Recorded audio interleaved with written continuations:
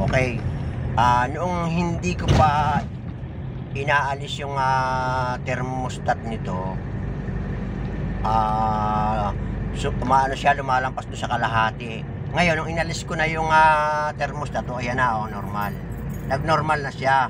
Kahit na, ayan, naka-aircon, mainit ang panahon, ayan mainit ang panahon, ayan na siya ngayon.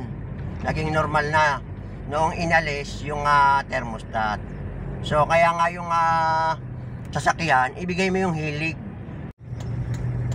Ayan, kaya ganun lang, kung anong hilig ng makina, ibigay lang. Kasi kung ibabalik yung thermostat, o bibili ng bago, nag-iinit Pero pagka ganitong inalis yung thermostat, ayan, yung temperature niya, normal na normal.